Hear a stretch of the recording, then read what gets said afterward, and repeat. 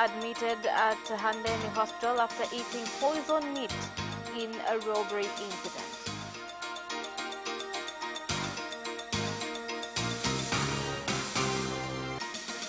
And in sports, the national women's football team Twiga Stars gets ready for their UNAF game against Morocco tomorrow in Tunisia.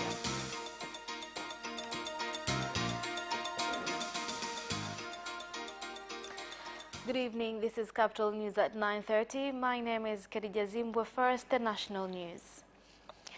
President Dr. John Magufuli has said the government will not tolerate anyone who tries to get personal gain through the Tanzania Social Action Fund, which aims to alleviate poor households from poverty. President Magufuli gave the warning in Dar es Salaam when launching TASAF's second third phase program, which was also attended by former Presidents Ali Hassan Mwinyi, Benjamin Mkapa, and Dr. Jakaya Kikwete. Lakini napenda nirudie wito wangu kwenu kuhakikisha mnaimarisha usimamizi kwenye awamu hii. I would like to urge you once again to improve management during this phase. It is my hope that there shall be no more ghost homestays. The government will not show mercy to anyone who will try to benefit financially through this project. I would like once again to show my appreciation to fellow stakeholders whom we've worked together to achieve previous TASAF phases. I commend you, Honorable Ambassadors and other participants, for being here. I believe that your participation has greatly helped to achieve previous phases, but it will also help us achieve the phase we are starting today. As a result of your participation, I have great hopes that our country will completely eradicate poverty.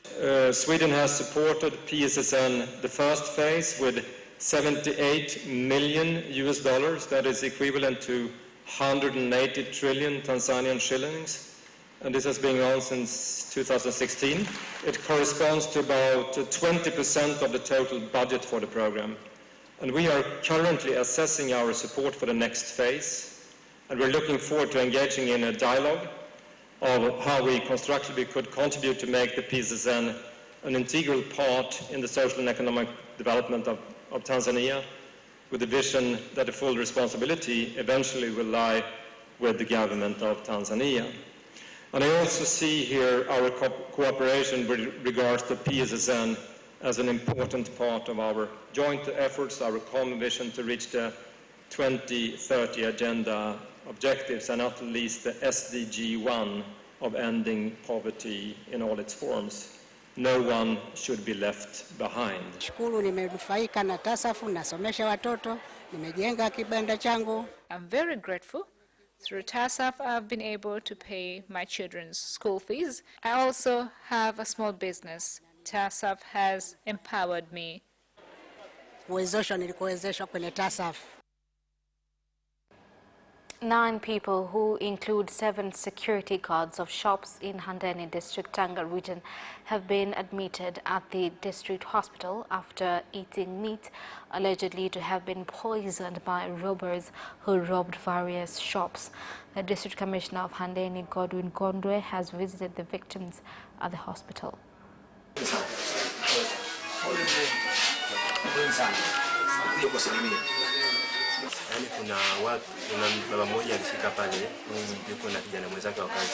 Two young men came and asked us to allow them to do business here. They gave us 2 sticks of roast meat and told us to eat.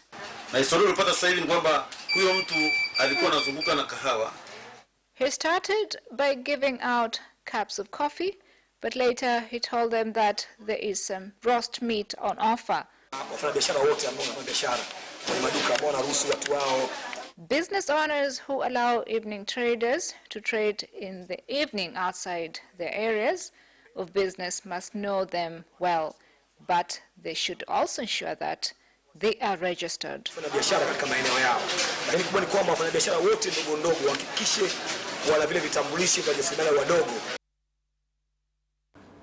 The government has said that an evaluation destruction caused by the ongoing rains in various parts of the country will cost 25 billion shillings to rehabilitate. The statement was made in Dar es Salaam by the Minister of Works, Transport and Communication, Isaac Kamwelwe, during the 13th meeting on the transportation sector. Mwaka huu Tanzania tumepokea mvua ambayo kiasi tunasema ni Tanzania has received a lot of rain, which has damaged railway and road infrastructure. Estimate done on January 30th, 2020, it shows that 25 billion Tanzanian shillings was needed to repair the infrastructure, where the forecast shows in March there will be a lot of rain. So we don't know yet the extent of the damage once the rains have ceased. Nimemsikia waziri ameeleza jinsi walivyojipanga namna ya kuzikarabati. You've heard from the minister how they are going to carry out repair work. So our call to the government is to do this in good time in regions affected. Kama sasa kazi inavyokuwa ngumu kama ilivyo sasa. Former Prime Minister Mizengo Pinda has advised the government to change the education system in order to empower youth to get employed in industries and address the problem of unemployment. Mr. Pinda gave the advice when opening a 3-day investment forum in Songwe region. Iko haja sasa kutazama mfumo wetu wa elimu. There is a need to review the education system afresh. So once a student graduates, then he is not given false hope that there are white-collar jobs available. We must change and teach vocational subjects, which is very important for industrialization. To those who have identified opportunities and would like to invest, we as a region will not be the obstacle. All those working with me. Kikwazo. Wakuu wa wilaya hawatakuwa kikwazo. The anti-poaching force in Western Zone under Tanzania Wildlife Management Authority TAWA during September 2019 to January 2020 has seized more than 70 guns used by poachers in Sikonge District, Tabora region. This was said by the commander of the anti-poaching force, Peter Maiga, when talking about poaching incidents on giraffes.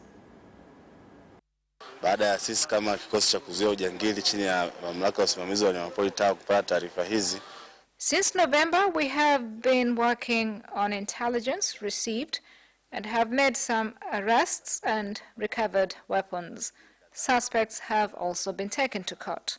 Nchi yetu inaendeshwa kwa kuzingatia katiba na sheria na taratibu. Our country is governed by the constitution and law, so the law must be observed. But at the same time, our natural resources must be protected. Kwa sababu ndio wajibu wetu, tunatakiwa sisi wote na wananchi wetu tusimame imara. Minister of Land, Housing and Settlement Development William Lukuvi has implemented President Dr. John Magufuli's directive issued on February 11th this year by handing over 715 acres of land to Kigamboni District, Dar es Salaam. This means the District Council now has the mandate to use the land according to its needs instead of the Ministry of Land. Hii kampuni ya Quality Group ilihamisha miliki yake mwaka 2004. Quality Group transferred ownership in 2004 to International Village Limited. Because rules were broken, Land Commissioner issued a notice to the landowner, but he was not able to offer an explanation. Therefore, the land was returned back to the government, after which my ministry and the Municipal Council sat together to decide on how it should be used. So when Honorable President arrived on 11th, he instructed me to hand over this land to Kigamboni Municipal Council. I would like to urge government institutions who are to build government premises and residences to come so they can be given a plan.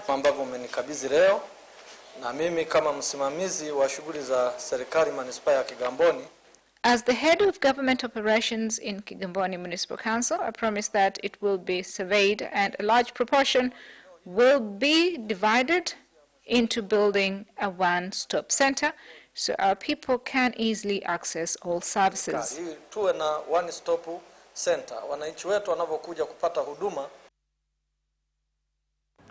Road linkings between Mpanda, Satalike, Kibaoni to Majimoto in Mpimbwe Division, Mlele District, Katavi region have been reconnected after completion of rehabilitation of the bridge at Msaja River, which was destroyed by rains earlier this year. There is a need to construct an outlet so water can flow easily, but the bridge must also be raised.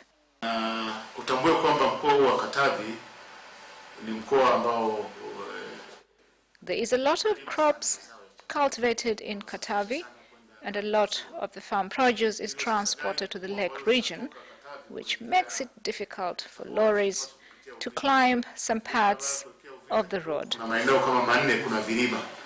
Kwa hiyo gari zinakwenda zinafika maeneo fulani zinashindwa kupandisha, zinakwenda zinafunga barabara. And that is the end of national news. International news follows shortly.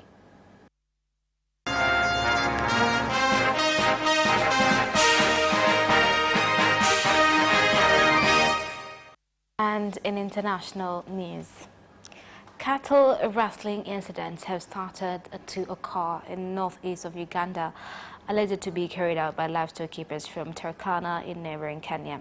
Leaders in the area have called on President Uhuru Kenyatta of Kenya to adhere to the peace agreement signed last year aimed at confiscating firearms from livestock keepers.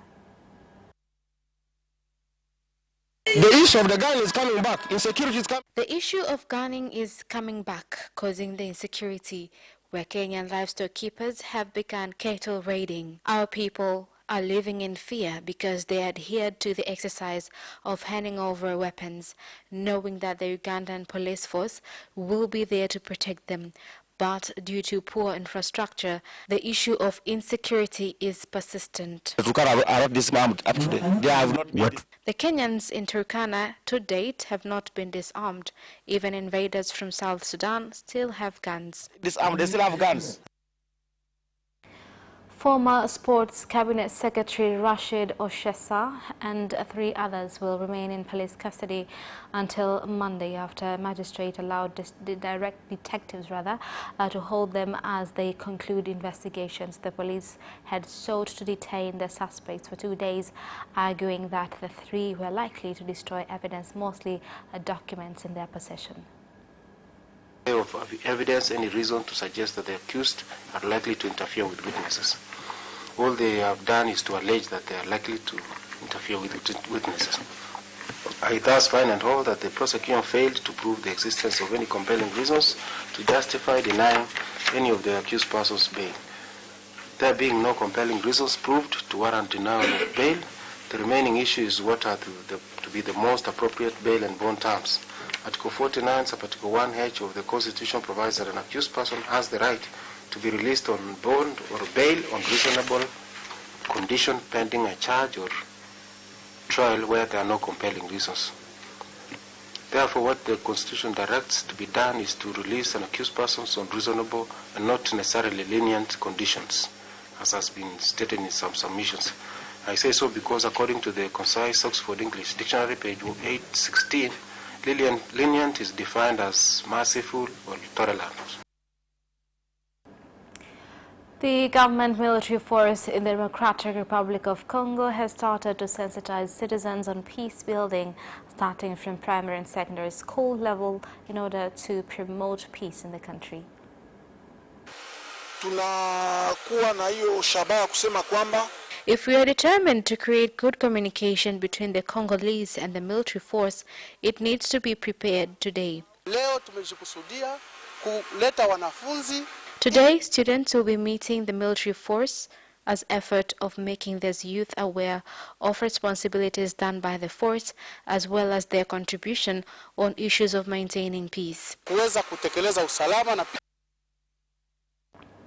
the Batwa ethnic group in Burundi has called on the Independent Electoral Commission to monitor closely appointment of members from the tribe and institutions that will take part in the election this year.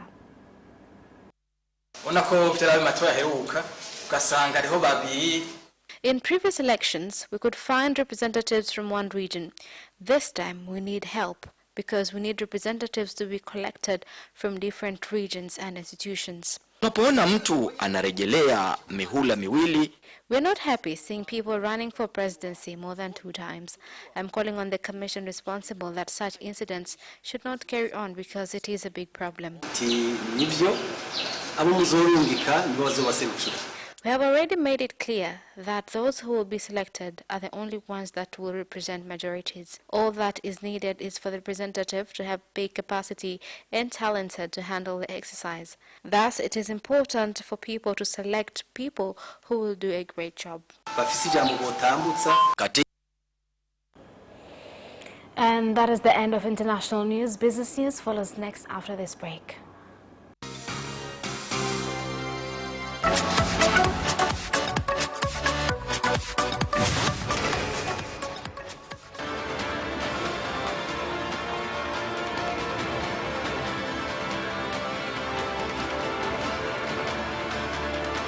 Watch Business Edition as we talk to business leaders and experts in sectors that are transforming Tanzania's economy.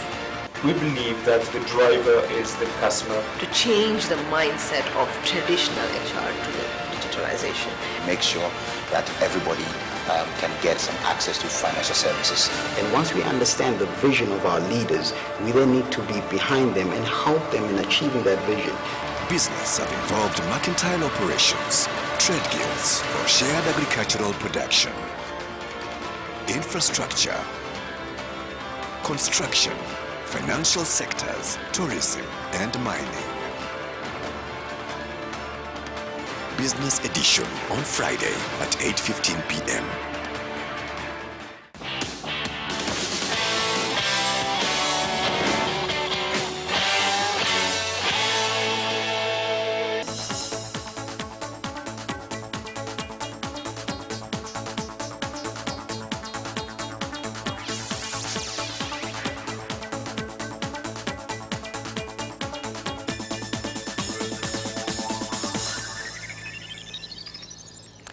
Welcome back, and in business news tonight. The Minister of Defense and National Service, Dr. Hussein Mwinyi, has said the government has strengthened security at the Tanzanite mines in Mererani in Simanjiro District, Manyara region by installing CCTV cameras and a one-stop center in order to prevent theft of the minerals at the mines. Completion of this project is an opportunity to increase efficiency in controlling loopholes of illegal transportation of minerals so as to increase government income. We are witnessing handing over of this one-stop center where our minerals will be safely guarded. This center will end all the troubles. At the center, all services are available, including TRA, police, immigration, and detention centers for both male and female. The facilities around here does encourage transparency. The Minister of State, Prime Minister's Office for Investment, Angela Kairuki, said the Book of Investment Guidelines in the country aims to sensitize investors to look for opportunities in various regions in the country.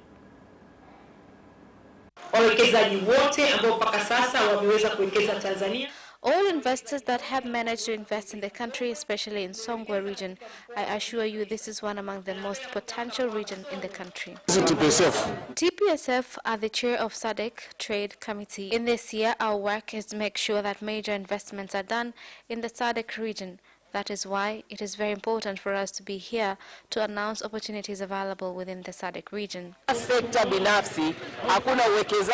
Without private sector, there are no investments, no growing economies, because not everything is done by the government. But in growth of any economy, private sector must have their contribution. Artists and designers have been urged to register their work with the Business Registration and Licensing Agency, BRELA, in order to avoid theft or cheated by unscrupulous business people. Sisi kama BRELA tutoe wito tu kwa wale wote ambao wanazo bunifu zao. As BRELA, we are calling on all who have their own innovations should consult our experts to improve standards of their creative work. Leo tumeanzisha rasmi. Today we have begun special trainings at master's level that is focusing on intellectual property rights. This topic is quite essential to any community or even country to know the value of the intellectual property. Wa masuala yanayohusu miliki bunifu. And that is the end of business news. Sports news follows next.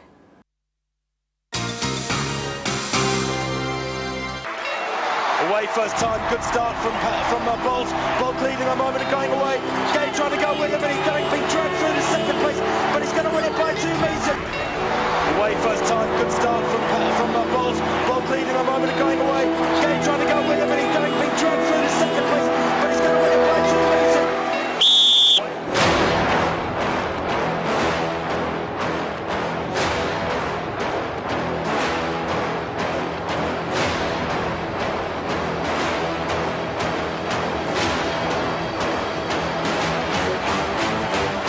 Opposition, Joaquinho, he did lose to Lim.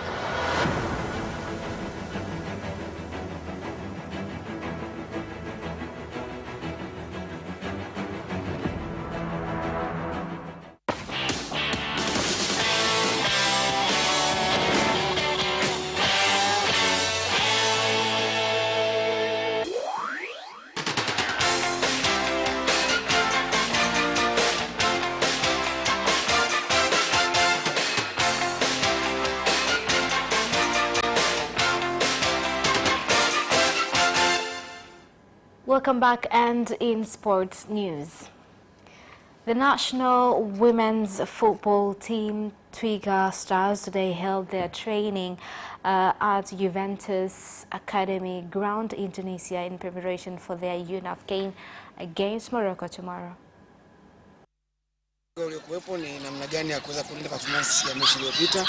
Our aim is to perform better than our previous encounter. However, the exercises are going on, preparing for the next match tomorrow. We're hoping to get the victory. I'm reminding Tanzanians that the standard that Twiga Stars has is what makes this team very special.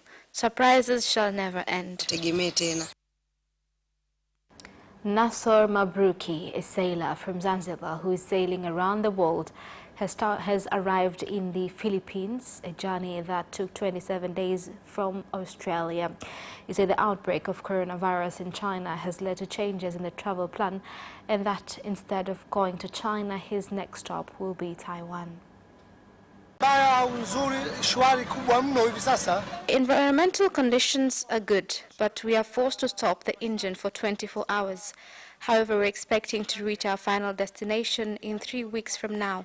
Hopefully later on the wind blows will increase.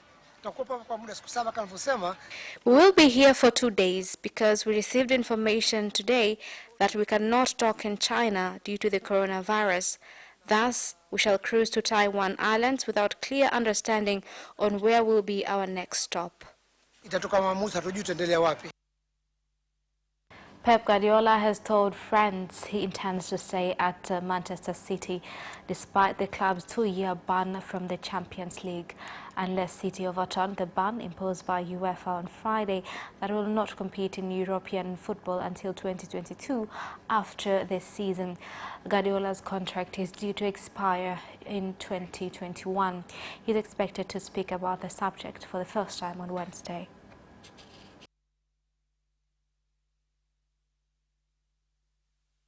No tributes were paid to Kobe Bryant as Team LeBron beat Team Giannis 157-155 at the 69th NBA All-Star Game in Chicago on Sunday. Bryant is an 18-time All-Star, died with his daughter Gianna and 7 others in a helicopter crash last month. Team Giannis won Bryant's number 27 during the game, and the Team LeBron wore his daughter Headquarters number 2. Hall of Famer Magic Johnson, a former Lakers president and player, led the tributes in a pre-game ceremony, which was followed by an 8-second silence before the crowd erupted in cheers for Kobe. And that sports item ends our news bulletin for tonight. My name is Khadija Zimbwe. Thank you for watching and good night.